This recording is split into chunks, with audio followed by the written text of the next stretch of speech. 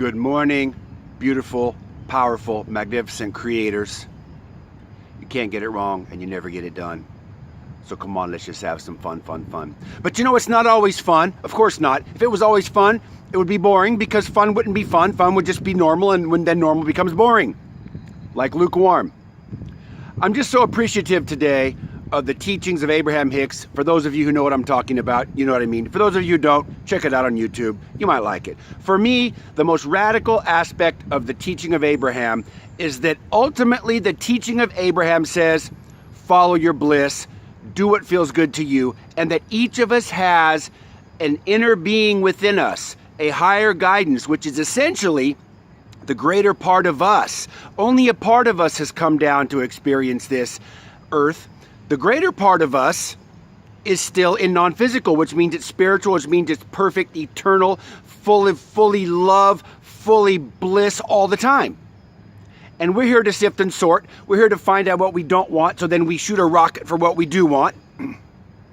And then, when you know what you don't want, you know what you do want. And really, the game of it all is, can we allow ourselves to find the vibration of what we do want? Because now we know we want it, but oftentimes, we stay focused on what happened that we didn't like instead of letting ourselves go to the vibration of the solution, which we would like. And we've got reasons, our friend, we've got all these, it should be different, it should. And the more we focus on what we don't want, we add energy to more of it. Isn't that magical? The fact that what you resist persists. What you give your attention to, you give energy to. The universe doesn't know yes and no. The universe only knows attention to and attention from.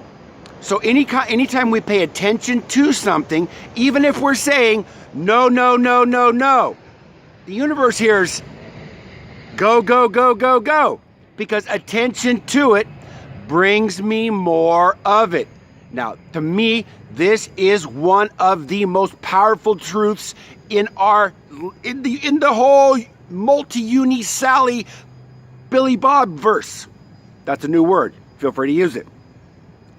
Now, the ultimate purpose, in my estimation, of the teaching of Abraham is not that Abraham would be our supreme number one teacher. Abraham would get the number one rank of all the teachers we can pick, X, Y, Z, him, her, them, some channeled, some just wise teachers, some teachers about life, some teachers about health and gardening, and some teachers about education, and some teachers about music and everything.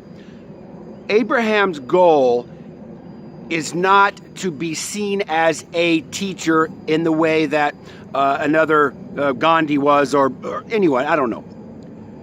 To me, Abraham's biggest benefit is that Abraham teaches us, as Esther is doing, what does it feel like, what does it sound like when we listen to our own inner guidance. Bells ring.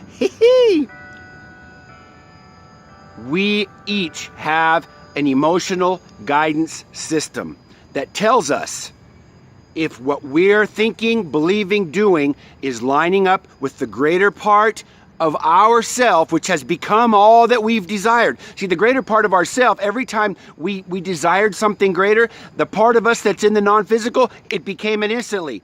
But we're on earth. We can choose to go with that part or stay here. That's our choice.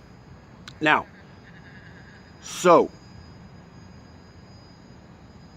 for me, when Esther flows Abraham, that's just the name that they gave her inner being. It's a collection of teachers. It's not one thing. It's a whole vibrational collection of teachers, just as each of us has access to a whole vibrational cluster of teachers, of guidance, of everything. Now, to me, the number one reason people are not happy is we have lost the connection with our own inner guidance.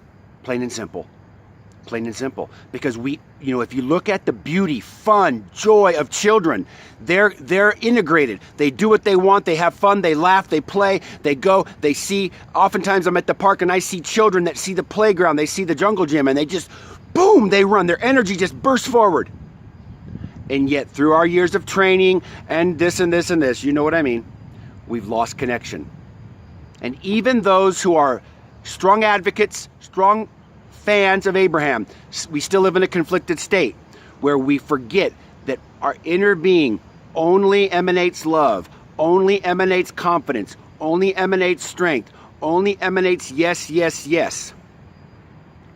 Feels good, feels good. And when we go to a negative place, when we go to a not feeling good place, our inner being says, sorry, I can't go there. I'm pure positive energy.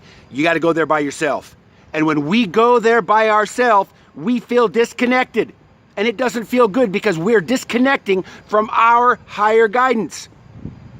And that's what negative emotion is. Negative emotion is when we go someplace that doesn't feel good. He doesn't like me. I need to do all this to be acceptable. I need to do this to be loved. I need to try harder. I should do this. I should know better. I should all these evaluation thoughts of when your eye itches, it's a great feeling. All of these evaluation thoughts. Our inner being goes, no, you're perfect. You're perfect. The only message our inner being ever tells us is you're perfect right now. That's the only message. Any message of inadequacy, of I need to try harder, I need to do better, I need to do this, our inner being's like, sorry, I can't go with you to that party. That's a party I'm not going to. It's not even really a party, it's more of a downer. So my final words in this video is, Abraham is a guide for us to be able to know what our inner being sounds like. Our inner being always sounds loving, affirming, yes, yes, yes, you can do it. Anything you desire, you can have. Anything that your heart, anything that delights you is yours. As one of my songs says, if an idea is fun, wait, how does it go? If an idea is fun when I think it, that means it's mine, all mine. And so our number one endeavor is to learn to listen to our inner being, to our voice of love, to our voice of affirmation, to our voice of yes, yes, yes, you can. And listen, listen, listen to the voice you have inside. And surely when you listen close, you'll have the sweetest ride. It's to listen. And if there's a clutter, if there's noise, if there's all this stuff that's flowing around, that's okay. Don't resist it. Don't push against it because that's going to give it energy. Just find a quiet place. Keep breathing. Keep relaxing. Keep stilling. Maybe find some music. Take a nap. Do what you have to do. But our number one task in this earthly experience is to tune out all of the noise and to listen to that inner voice, to listen to our inner being. Because essentially, that's the purpose of the whole teachings of Abraham, is to model for us what it sounds like when our inner being, and the only reason we have questions for Abraham is because we're not connected with our own inner being. If we were all connected with our own inner being, we wouldn't have any questions, but that's okay. Esther, through Abraham, is giving us a great service. And I know for me today, I've been sitting here, I've been listening, and as soon as I started listening, I started feeling better. I started feeling easy, light, and free, because that's the only message your inner being, my inner being has is fun and easy, light and free. Easy, easy, it's so easy. That's the only message. There is no message of go, go, go, hard, hard, hard. You gotta want it, you gotta push it. It's all fun and easy, light and free. That's the way things come to me. Feels so good to focus. Focus on what I want. It feels so good to focus. Focus on what I want. It feels so good to focus. Focus on what I want. It feels so good to focus. Focus on what I want. And what I want right now is for all of us to listen to that internal voice that can have no opposition, because it's perfectly perfect. It's perfectly guiding, always loving, always kind, always affirming, always yes, yes, yes. That doesn't see only sees perfection. Our inner being only sees perfection. So when you ask your inner being, why am I like this? Your inner being's like what? Like this. Your inner being's just saying, I just see your perfection. I just see your perfection.